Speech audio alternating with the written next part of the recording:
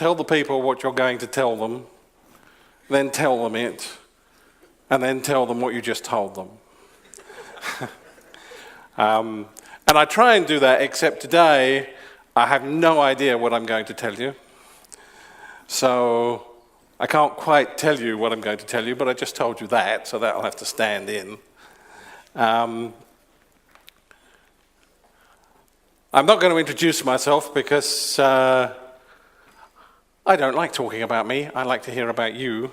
But it's a bit of a big room to ask you to each introduce yourselves. So we won't do that either. But I will tell you about why I'm here and why I do conferences and why I spend all my life on Twitter. And when I'm not doing that, I'm writing blog posts. Yes, you know about that as well. And the reason why, and Simon Sinek, with the golden circle says, start with the why. So I shall start with the why. Why? I've been in the industry years, and many, many years ago, more than 20 years ago, I was noticing that people were having a miserable time working in IT organizations. And I think it's fairly well understood that most big organizations are pretty much miserable places to work, by and large. I'm not saying everybody has a miserable time, but talking statistically. But also quite a few small organizations are not that enlightened either. So, as I said, it was 20 years ago, or more, that I decided I wanted to do something about it. I wanted to do what I could to see people having a better time. I mean, we spend 8 or 9 hours every day of our working lives actually at work or doing work, or at least we pretend that that's how long we're spending on doing it. So it's a major portion of our lives, and if that's not fulfilling or rewarding, then I think we're kind of missing out something. So that's why I'm up here today, and that's what drives the work that I do. And most of the work that I do for the last several years has been study and research rather than actually working with people. That's not because I don't enjoy working with people. I enjoy working with people very much, but I'd have to draw the line somewhere in terms of the kinds of organizations that I want to work with. And my bar is pretty high these days. So there's a few and far between are the organizations where I actually want to get engaged with them, because few and far between are the organizations that actually want to get any better. Most organizations, I think, I don't know how many, let's do a quick audience survey. How many people here are working with organizations that really want to get better? Okay, that's about 50%, okay? And I'm not surprised that it's that high number, because you're a kind of self-selecting audience and you're the kind of people, and hopefully you're working for the kinds of organizations that want you to come to these events and learn about stuff and share your experiences. But I don't think you're representative. I think there's probably 80%, give or take, wide margin of error there, of organizations and people working for organizations, large and small, who just not interested in getting better. And one of the things I'm going to talk about today is why that might be. So, today's topic you may have read in the program. I'm going to get to that in a second. But have we got any coaches or scrum masters or people like that here today? Oh, okay, so that's about 10%. That's more than I'd kind of expected. I was in Warsaw 2 weeks ago, and there was like 50 or 60% of the audience fell under that category. Who's heard of the golden rule in that context? 1, 2, 3, 4, 5. Yeah, not too many. Okay, the golden rule is just a name given to that principle, which I'm sure you're very familiar with, which says that How should we treat other people? Well, let's treat other people like we want to be treated ourselves. Okay, that's the golden rule. Well, that's called, excuse me, that's called the golden rule. Some issues with that. I think we all have some question as to whether that's actually a sound principle, a sound rule. Maybe, who's heard of the platinum rule? Yeah, one there. Anybody? One more at the back. Okay, the platinum rule is an extension or one step beyond the golden rule. And the platinum rule recognizes that problem that we have with the golden rule and says, okay, how about we treat people, other people, like they want to be treated? Wouldn't that sounds a little bit more progressive, doesn't it? A little more helpful, a little more useful. So, a couple of years ago now, I was thinking, okay, well, there's the golden rule, that's fine, and the platinum rule, that seems to be progress. Maybe there's progress beyond that as well. Maybe there's a next step beyond the platinum rule. So I was thinking, well, what's more valuable, what's more costly, what's more expensive, what's more powerful than platinum? And I kind of came up with the idea of diamond, and that seemed a bit twee. Everybody calls their top of the range service offering the diamond level, or you're the diamond club customer. So I didn't really want to go down that road. And I thought, okay, I'll ask Google, because that's what I do these days. I don't try and use my own brain to find information. I just asked Google. So I said to Google, what's the most valuable substance known to man? And Google said, well, it's antimatter. Well, I didn't even... Who said that? Excuse me. So, actually, they do make antimatter, although in very small quantities. You can buy it. There is a dollar value on a gram of antimatter. I think it's $17 billion a gram or something like that. So it's a bit more pricey than diamonds. And I thought, yeah, in a fit of hubris, I thought, yeah, hey, that's a step beyond. So let's call this thing the Antimatter Principle, which is where the title of today's presentation, talk, is derived from. Okay, but that kind of goes into one context of where it's come from. And I'll talk about the very simplistic nature of, or simple nature of the Antimatter Principle in just a second. But I'd like to mention my friend Jim Benson. Who knows Jim? Or knows of Jim? Yes. Applause for Jim and all the work he does as well. He's driven by much the same kind of wanting to see the world a better place as I am. And he is the inventor of personal Kanban. And on those occasions when I need personal Kanban, I'm very happy to use it. And the thing I like about personal Kanban is very, very simple. There's only 2 rules to personal Kanban. Who knows the 2 rules in personal Kanban? Or 2 principles? Yeah, go on, shout out. Somebody at the back. Yeah, principle number 1, make stuff visible. That's actually not the second principle, but it's close. Limit WIP. Somebody down the front said limit WIP. So that's the 2 rules, the 2 principles enshrined in personal Kanban. And if you just do that, if you make things visible and limit your work in process, that's all you need to do to have a successful use of personal Kanban. And I really like that because, 2 is a very simple number. You can keep it in your head quite easily. But I wanted to go one stage beyond that. I'm always trying to make things a little bit better. So I thought, what can you do that's better than 2 principles? 1, exactly. So this was the other direction I was coming at the Antimatter Principle from. I just wanted there to be 1 principle. So we don't get confused, should we limit WIP first or should we make things visible first? It's always a little conflict if you have two things.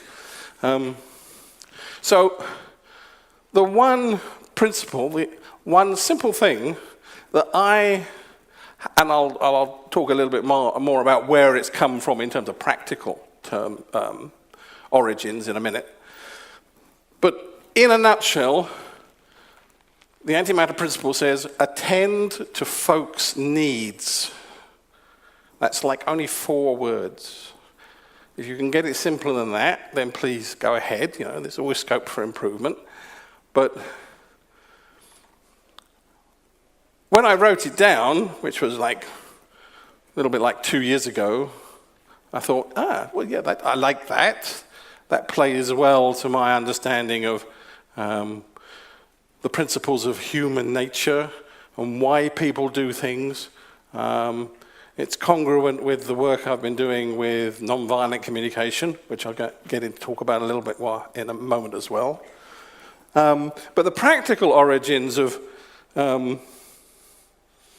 making it clear, writing it down, articulating that as a principle, came out of work I was doing with an organization last year.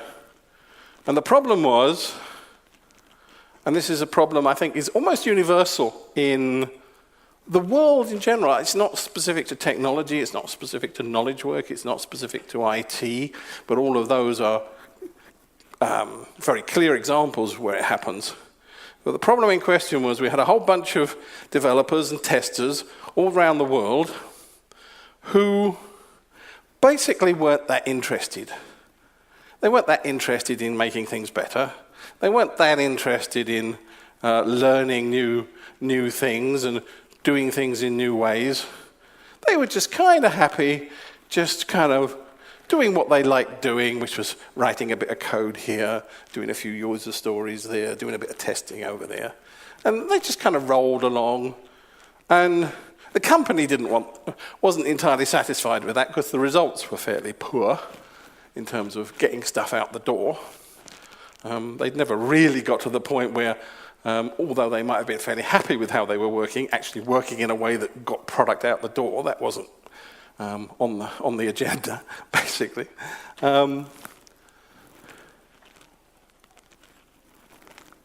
So, as relatively new brooms in the organization, myself and the CTO, we kind of asked ourselves, well, how can we do what the company needs, which is make product delivery much more reliable and predictable and take some cost out as well, hopefully. How can we do that in a way that's sustainable and that's congruent with our own kind of liberal attitudes to people, wanting to do the best for them? As I said earlier, I spent 20 years at least trying to make working environments better for people so that they could use more of their potential. How can we do that? And it was very quick, we were both very quick to realize that issuing orders and dictating to people and setting targets and saying, okay, you lot over there, you're bloody useless, you get better or you're fired, or some such similar strategy. That really wasn't going to work. I don't think it really works anywhere. Maybe it works in the army if the alternative choice is, hey, you go and fight the enemy or we'll shoot you. But in more reasonable places, like where you can actually quit, then if you get to a point where people are really, really miserable and you start shaking up their world in ways they don't like, then they're not likely to be very cooperative in pursuing the ends that you have in mind. So what were the alternatives to us? Well, really the only alternative to forcing people into doing something is to invite them into doing something. To say, would you like to consider whether it might be in your own interest to get better? Whether you're learning new stuff and applying it in the context of your job, your work, whether that might be useful to you, whether that might meet any of your needs about career progression, self-image, peer respect, any of the kind of things that might speak to you as a person on a one-to-one level. So that was the context in which the kind of thing emerged. And as I said, it comes also from the direction of nonviolence and nonviolent communication. Who here has heard of nonviolence as a principle? Okay, yeah, I mean, chap down the front mentions Gandhi. Anybody else who you think epitomizes nonviolence? Martin Luther King Jr., yep. Me? I'm a very poor student. Actually, I said only half in jest at Warsaw that I enjoy punching people. I think that's going to be my catchphrase. But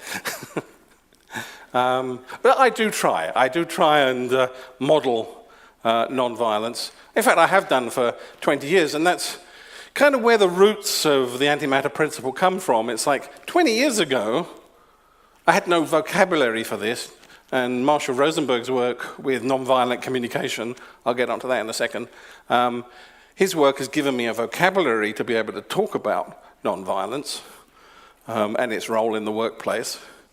But I'm thinking back to Familiar, which was a software house I started back in 1996, so nearly 20 years ago now. First 100% Agile software house in Europe, as it happens. And I'm thinking back to the time then and the principles that I kind of just subconsciously used in relating to people and employing people and working with people in that business. And there were a lot of what I describe as non-violent characteristics and other kind of radical things, like we encouraged, nay, actually, we almost demanded people set their own salaries, set their own working terms, their own conditions, the tools they used, the locations they worked from, the projects they had decided to actually spend their time working on. All of that was within their control. We wanted to treat people like adults, and giving people the all of those kinds of options in their hands sounds a bit like extreme self-organization. And that's kind of I guess that's what it was. We weren't very conscious of that and doing it in that, using that vocabulary then.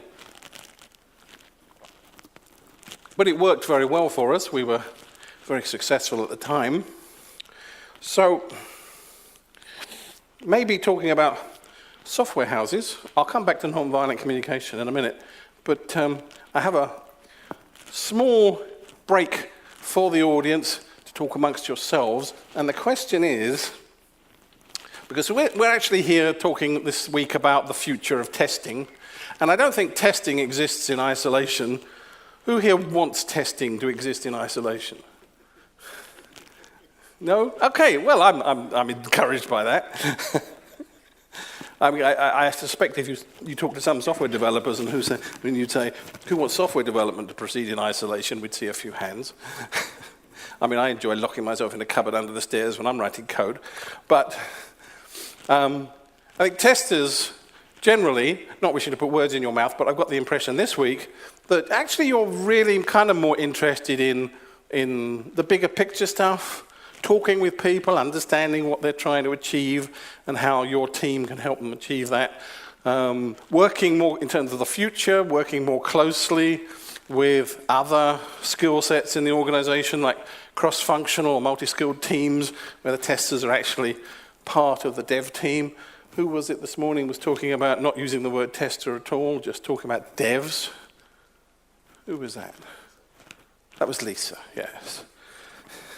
And I'm very fond of that kind of that future picture. So the question I have for you, and just pick the person next to you, pick one person next to you, and just in pairs or maybe threes, talk about what is software development about? When we're doing software development, what are we actually trying to achieve? And if you want to look at that from a tester's perspective, that'll be fine. So, what are we doing in software development, and what's the role of testing within that? That's a fair question as well. So maybe 2 or 3 minutes, just amongst yourselves, just to come up with a kind of broad brush answer to what is software development about and why do we do it? What's its purpose? Go ahead.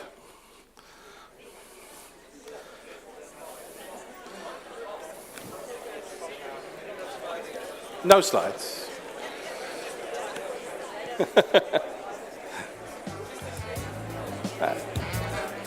No, I'm seeing all the slides down here.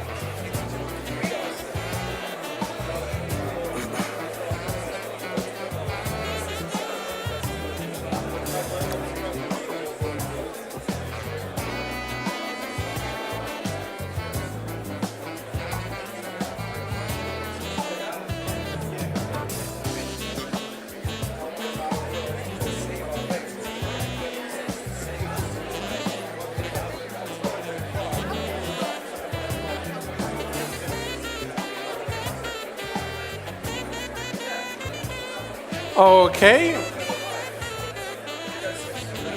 I do find, having asked that question at several conferences now, I do find it occupies the mind and catches people's attention. I wonder how many people talk about why do we do software development in their workplaces. Anybody, would you just like to raise your hand if you've ever had that conversation at work? Okay, that's maybe 10, 15%. Why do we do software development? Yeah. I'm pretty sure there is not an answer. And I will not spend time asking you what your answers were, although I'd be very interested to hear what you come up with sort of outside the session. And if you want to continue that conversation, then obviously please do. As I said, I don't think it's a question that's asked half often enough.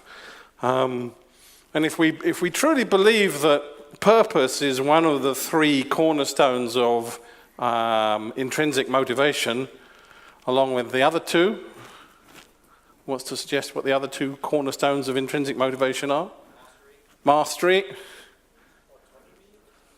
Autonomy. So autonomy, mastery, and purpose, at least according to Dan Pink and his work in Drive, the book, the film, the pie.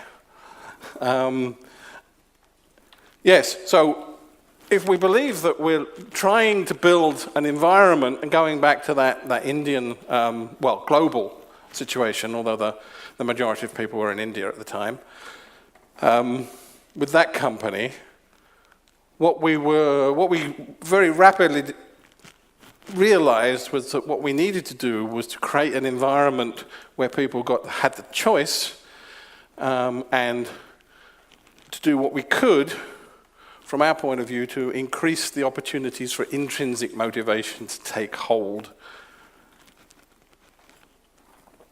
But it always has to be an invitation. And that kind of comes back to the nonviolent side of things.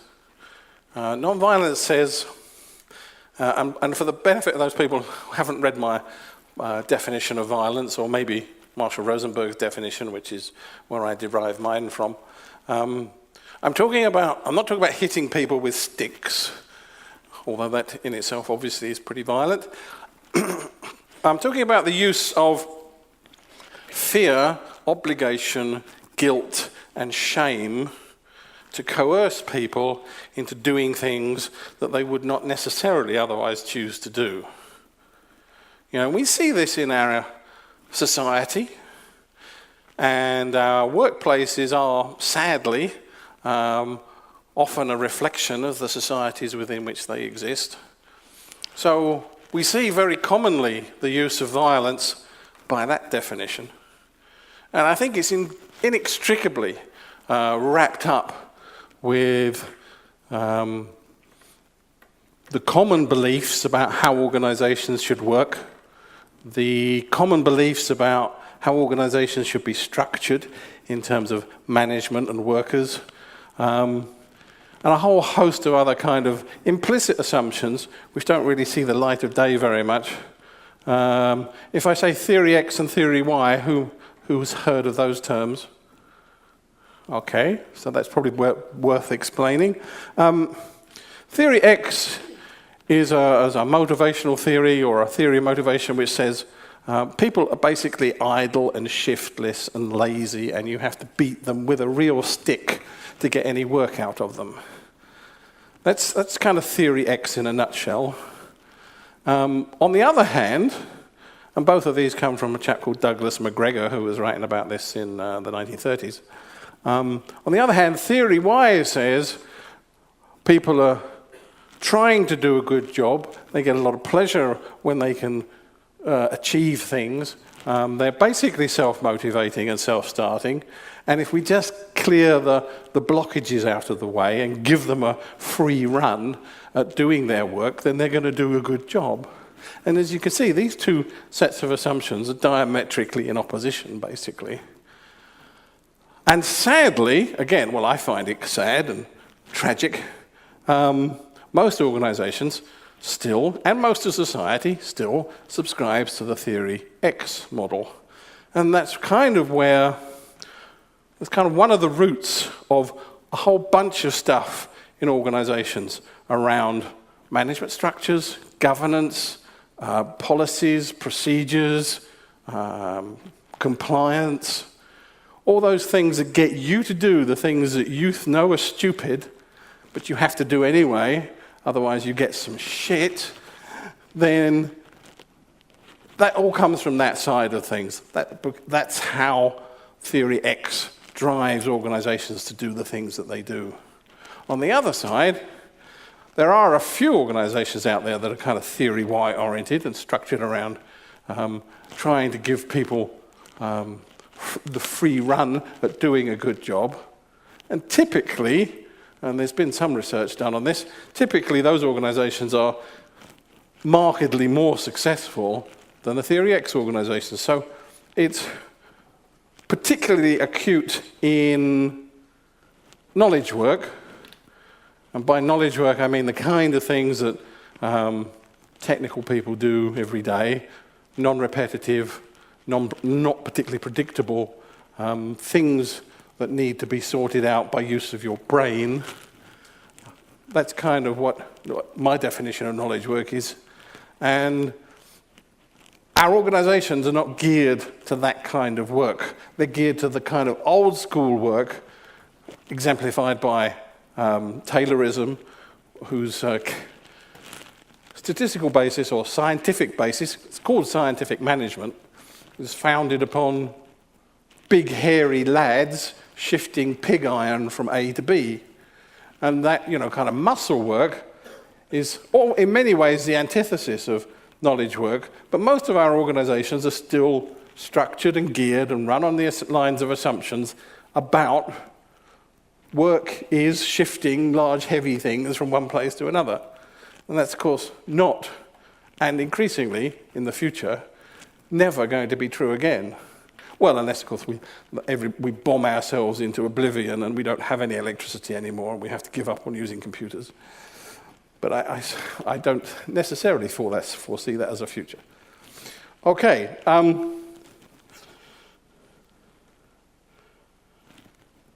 So, to come back to the question, I will answer it for you. My answer, which is just one answer, of why do we do software development, is cutting out a load of half justifications along the way. For me, we do software development to meet people's needs. And I don't just mean customers. Obviously, customers have needs. They have utilitarian needs, like we need to do a month-end summary, or we need to control this vehicle or something like that. But more generally, the customers have needs, emotional needs, about getting their jobs done, about not being so bored doing tedious manual repetitive calculations that are more suited to machines and software. But there's also a whole bunch of other people involved in software development, and they often get a short shrift in terms of attention.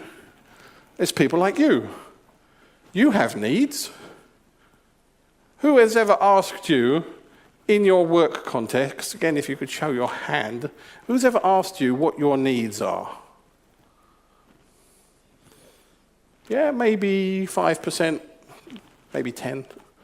Yeah.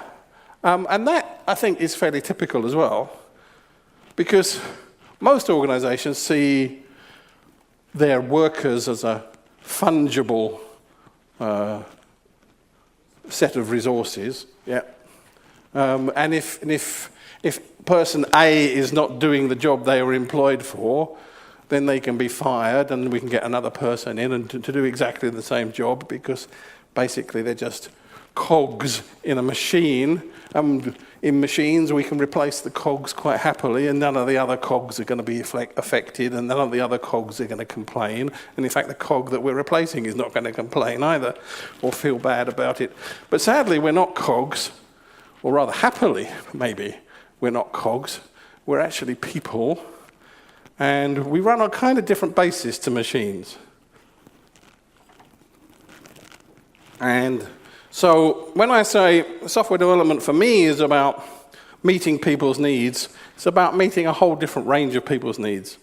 Customers, workers, devs, testers, all the other kind of trades that go along with actually producing the software, ops people, running the production systems, managers. Yeah, I know it may come as a shock, but managers are people too. They have needs. And if we just skip over the fence and start talking about nonviolent communication for a second, and maybe some other schools of psychotherapy as well, what drives people's behaviors?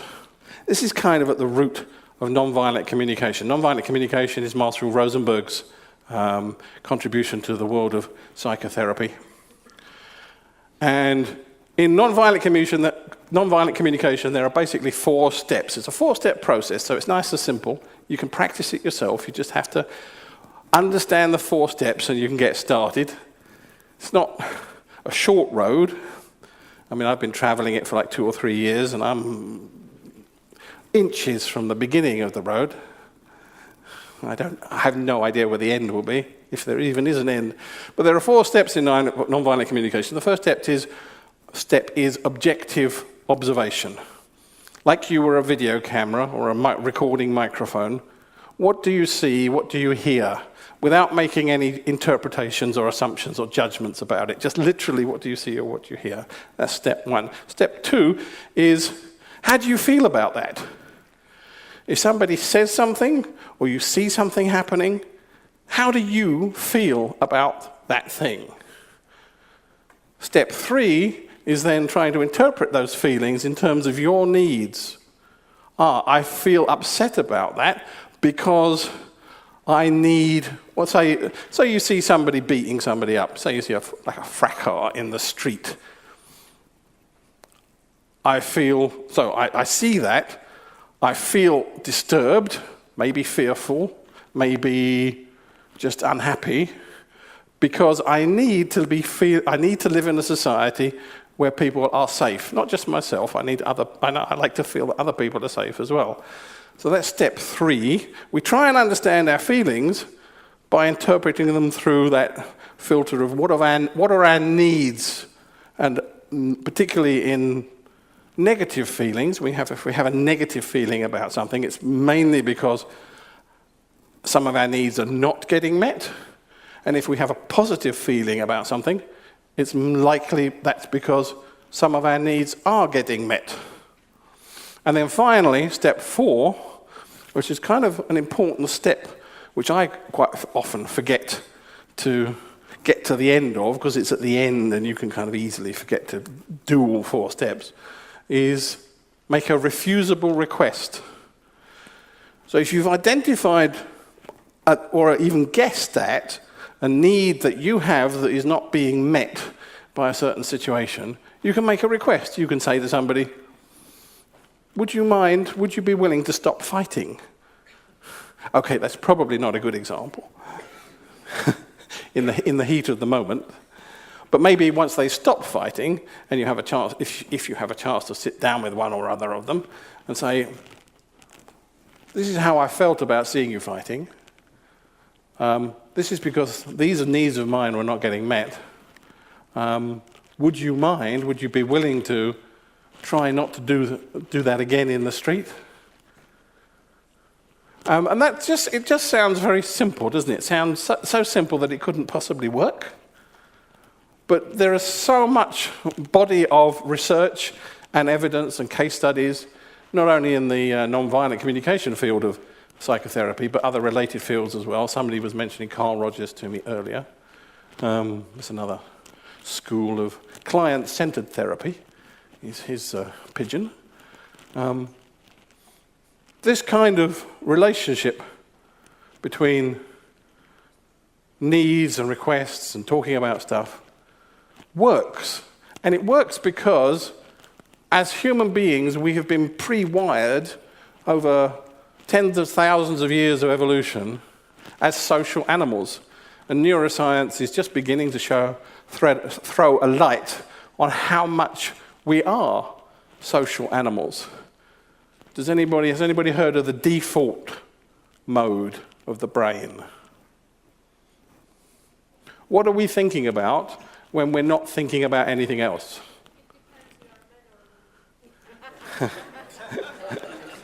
You might like to think so. I know where you're going with that. But from a neuroscience point of view, what are we thinking about when we're not thinking about anything else? Anybody? It's not nothing. Survival. No, it's not survival. Almost. Current research points to the default network or the default mode. The thing we think about when we're not thinking about anything else is we're thinking about ourselves in relation to other people. It's our relationships. It's where we are in our community, in our group, in our team, in our family. How do we stand vis-a-vis those people? Do they like us? Do they hate us? Can I do something? Is there any way forward? Can I make it better? That's what we're thinking about. Actually, that's not quite the best way of putting it.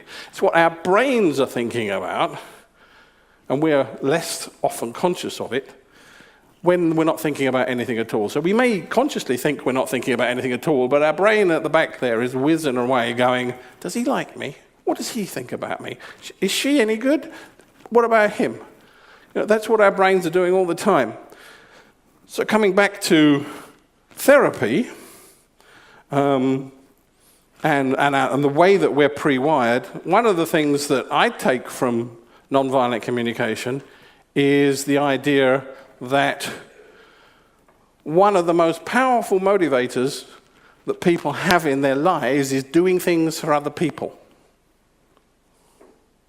If you think about some time when you did something for somebody else, something very simple, you maybe helped an old lady across the road, or helped somebody find something in a supermarket, or helped somebody in your family with just a very simple task, or somebody at work that you didn't have to help, but it was just Brian, who's not here now, he was telling me a story. I won't go into that, but maybe you can ask him later. But the joy that you get from helping somebody else actually is a huge positive motivator. And that is where the rubber hits the road with the Antimatter Principle.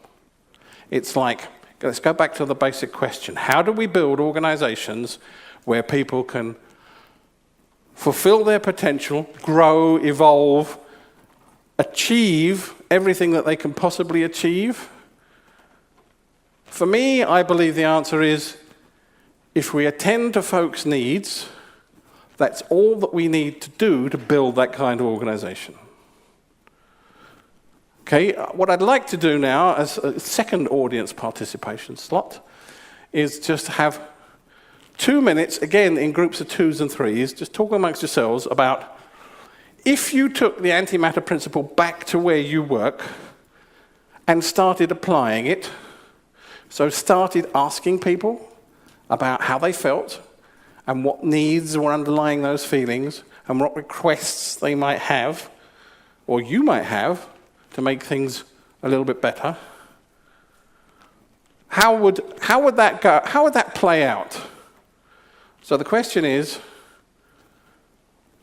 what if you took the Antimatter Principle back to your workplace, or your family, or your kids, or whatever, but whatever context you choose, how would that work?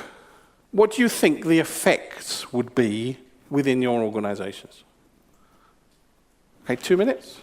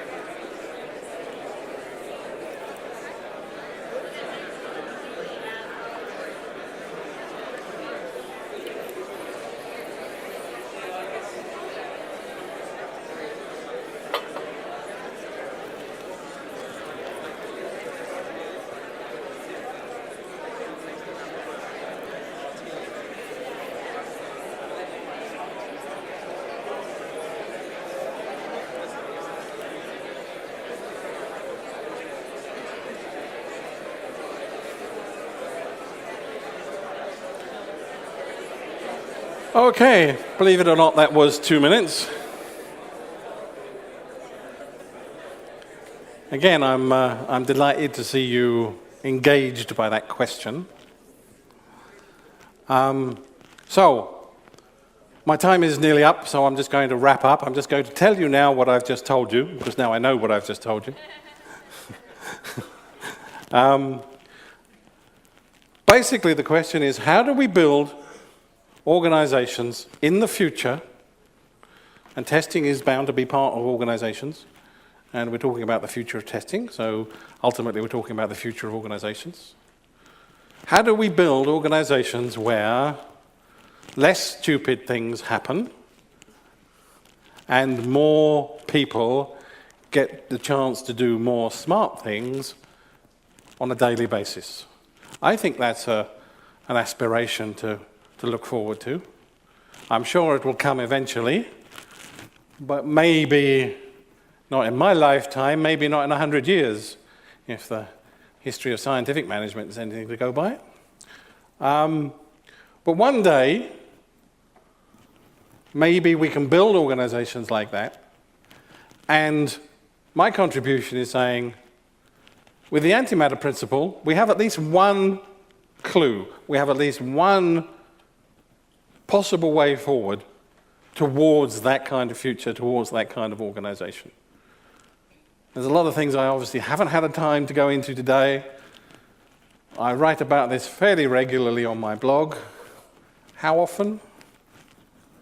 Almost every day. I'm always available on Twitter. I'm always available on Twitter for any questions or contributions you may have. It only remains for me to thank you for your attention and take some questions.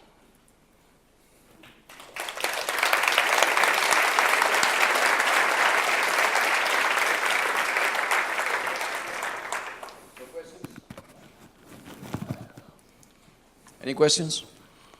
So,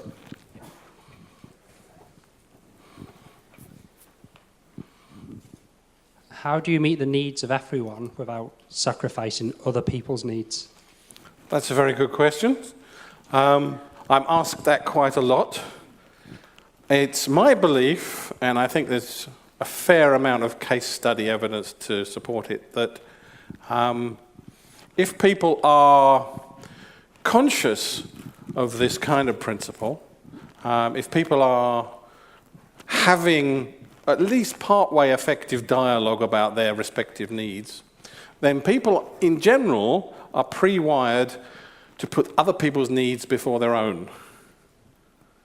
So often, in most cases, it doesn't come to a conflict. It doesn't say, I need this, or I need this, and there's no way of resolving that. If those needs are in conflict, there's no way of resolving it. Often, in fact, most cases I've ever seen, somebody will say, oh, okay, I don't mind. Well, let's sort your needs out first. And then the other person will go, oh, okay, no, I don't mind. Let's sort your needs out first. But then at least it's not entirely resolved, but you're coming at it from a good direction rather than a selfish direction. Of course, there is an exception to that case, and the clear exception is the psychopaths amongst the communities. And we really can't account for psychopaths. Although there is quite a lot of neuroscience research going on at the moment into sociopathy, psychopathy, and why people, sometimes a small percentage of people act in their own interest to the exclusion of other people. But the vast majority of people are typically, I guess you could call it altruistic. It's kind of a survival feature for groups. People put the group before themselves for various reasons. more questions? Do you see any risk in the scenario where the people make their needs known, but those needs are not met for some constraints and organizational constraints? Risks like resentment, that they've taken the effort to talk about their needs, which in itself can be difficult, to actually start having conversations about how you feel in a less than friendly environment, like many organizations we know, where feelings are really frowned upon in the workplace in under some circumstances. So with people who've gone out of their way and gone out of their comfort zone to start talking about their feelings and therefore maybe what they need as well, and then nothing happens, well, yes, there are risks to that, which is why this is kind of like a universal principle in the sense of you can start in a small place with just you, and it doesn't have to be anybody else in the organization on the same page. But maybe the early adopters will realize those risks and be prepared to take them because they see some of the advantages for themselves and for the organization going forward. So resentment in that case is going to be a fair way off. And maybe if it happens, they'll just resolve it by leaving and going somewhere else slightly more friendly. But in the broader sense, if it takes hold, if it takes root, and that taking root really requires some general cooperation from all parts of the company, like the executives, the management, maybe the shareholders, maybe third-party suppliers, maybe customers, maybe everybody has to get involved. And it ultimately is in everybody's interest. And I haven't spoken a lot today about strategies and strategies for getting needs met. And maybe this is kind of like the last opportunity to just talk about that very briefly. The thing about needs is we all have needs and we all pursue getting our needs met every day. That's what drives people's behavior. That's my belief. You see managers doing weird, crazy things. You see testers doing weird, crazy things. It's because they have certain needs. They may not be aware of them. They may not be in their conscious mind. But their needs are driving their behaviors. And unfortunately, a lot of people have learnt strategies or acquired strategies for getting their needs met, which are not terribly effective. One classic one I was talking about last night was when people shout at people. Yeah, you may have had that experience.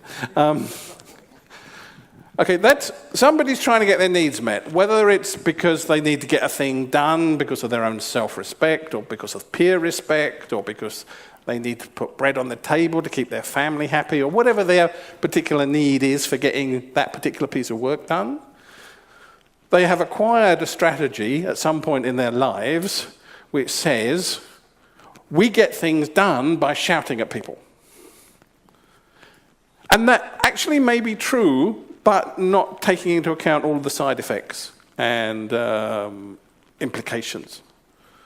So it's not a really effective strategy because of the downsides. But a lot of people use that strategy. And it's not until they've acquired a different strategy, i.e. we get things done by collaboration and asking people and getting people involved and using some kind of intrinsic motivation, or rather relying on some kind of intrinsic motivation. It's not until those strategies get replaced with more effective ones that behavioral changes start happening. Just for me, a question, because it's amazing. I know a person who's shouting all the employees all the time. Mm-hmm. And I ask myself all the time, why the hell they are there? Mm-hmm. Yeah, crazy, because I will leave. Yeah. And the second, mm-hmm. Okay, but they're still there. Why? Why do people put up with being shouted at? Yeah. Because they have needs. What kind of needs they do have? Yeah, well, maybe. I mean, someone pay for that, but yeah, I mean, but their behavior in this case, tolerance of that, is driven by their needs. And maybe they think they don't have a choice. Maybe they think they're not good enough to go somewhere else. Maybe think there are no other jobs. But you know the point. Well, it means maybe too far for that. We maybe need a beer for that. Yeah, okay, thanks. over a beer. Okay, more questions. So. Okay.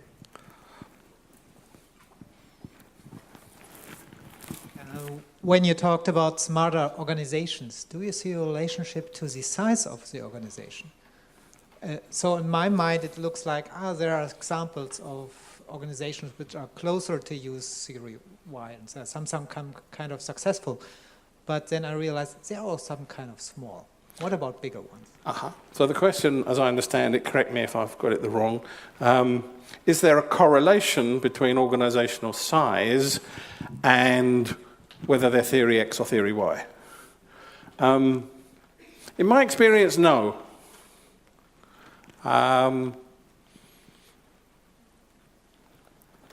What can happen is a small organization can start out small, be relatively new, not really think about these things very much, and therefore by default appear a bit theory Y-ish.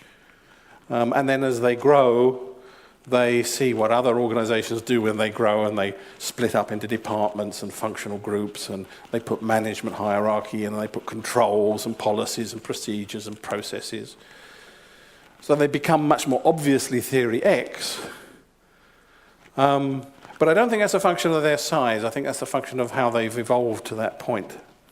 And also the society they live within. Does anybody know Zappos, or the Zappos story? Yeah, a few of you? Zappos is a shoe retailer, online shoe retailer, sold for a very large amount of money to Amazon a couple of years ago. And the CEO of Zappos, Tony Zay, is that how you say his name?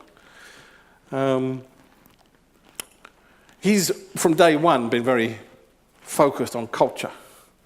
And the reason I use Zappos as an example is because in Zappos' case, or at least in his case, I think he and the senior management realized that if they just recruited people without any reference to the kind of mindset that they had, the kind of cultural expectations they had about how organizations should work, they would dilute their culture, because Zappos is a very theory Y organization. And as they grew, I think they were very, very careful, as exhibited by their hiring policies, and they're paying people to leave if they found they were in the wrong place. Within, I think it's the first month, they'll pay any new hire $5,000 to go. So if you're a new hire at Zappos, anytime in the first month, you just put your hand up and say, I don't really fit in here. Can I go, please? And they'll give them $5,000 and show them the door. Because Zappos really understand that, and the point I'm trying to illustrate is if you're just drawing people from society at large, 80-90% of them will be theory X in their orientation. And if you bring enough of those people into your organization, that will inevitably drag you away from theory Y, however much you feel it's more useful or contributes to your success or is a good place to be for the organization. And just by a result of hiring a lot of theory X people, your organization will inevitably become theory X. Anthony, where are you, Anthony? Over there? You were telling me about Visa, weren't you, the other day? May I relate that small story? Okay, I won't say any more then. But if you want to hear something in confidence, go and speak to Anthony about that. Bring the mic, sorry. It's okay. Okay, so I think we're about reaching the end. So thank you again. Thank you very much.